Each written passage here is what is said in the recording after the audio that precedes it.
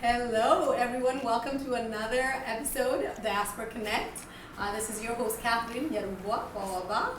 And with me today, I am going to be interviewing Njuguna, the Njuguna, Wagishuru, from right here in Seattle. Welcome, Njuguna. How are you doing today? I'm doing great. Tell our audience. Obviously, we have an audience here on stage. But why are we here? What is this? What is Avole Night? Avole Night is a collaboration between OneVibe Africa and Cafe Avole, which is located in Seattle, right here on Rainier and Holly.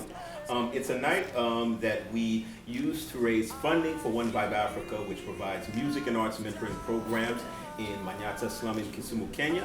And it's an opportunity we use to gather people around food and kind of African food and food culture to share our stories and to share what OneVibe does and to connect with great people in our community and just to build on what OneVibe is doing so that we can kind of benefit each other and also benefit the kids that OneVibe serves in Kenya. Very cool. So obviously we've been here for the last 4 Fridays.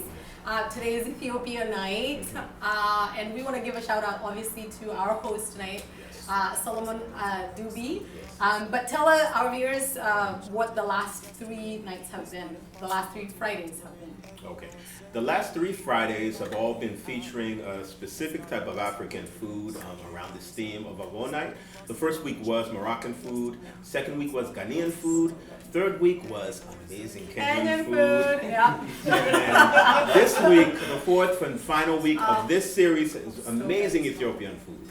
Injera, which I can't get enough. I know, he is in love with Injera. So tell us, for our viewers, I'm just going to say that you are a part of OneVibe Africa, a board member. How long have you been involved with OneVibe? I've been involved with OneVibe since 2013. I'm born and raised in Seattle, Washington. I'm a Kenyan American. Very proud of both of those elements. And I moved back to Seattle in 2012 from Philadelphia. In 2013, met Simon Okello, and just initially started hearing about OneVibe and became involved. I was a musician at the time with a group called The Physics, an MC, a really dope MC. Super dope. And so me and Simon connected around music, and once I heard that OneVibe was using music and arts mentoring to help youth in Kenya, I wanted to be a part of that. So I just became kind of a part of the movement, and a few years later, after we had developed what's called the Madaraka Festival, our primary fundraising mechanism for OneVibe became a part of the board. And so just becoming a deeper part of it every year. So cool. So what would somebody that is yearning to be a part of OneVibe, what would they have to do if they're obviously not maybe in Seattle, or what if they are in Seattle and they want to get connected? What would they? Well, anybody can contact us via our website, which is onevibeafrica.org, and just hit the contact page, whether you are in Seattle, in the USA, in Kenya, and want to be involved, and contact us and we can engage you as to how you best fit in. OneVibe is a very collaborative organization which has a lot of capacity for people to be involved. And a lot of people that have just been to events, like myself initially, have become big parts of the organization. Just like David, who was on the last segment, I think OneVibe connects with people pretty deeply when they experience the vibe, The vibe, it's all about the vibe. And I think that's kind of the best way to get involved. So come experience it, and if it touches you, become a part of it. There's plenty of space and openness for that. Awesome. So obviously there's OneVibe merchandise. Is that available to the public? Is that how can one get OneVibe merchandise? You can find the amazing OneVibe merchandise on our website via onevibeafrica.org, or if you're in the local community at any kind of OneVibe event like Avole Night, you can come here and we will have merchandise available. Nice.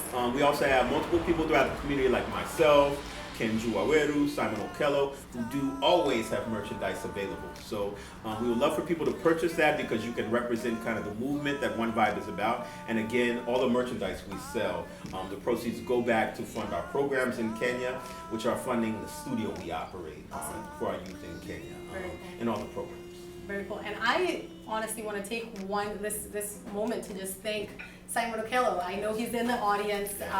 Just a man doing amazing things, impacting the world with his story and just taking us I feel like every time you're in Simon's presence, Yeah. you're elevated Okay. every single time. So I do want to take that time and just give a shout out to you, Simon Okello. You're amazing.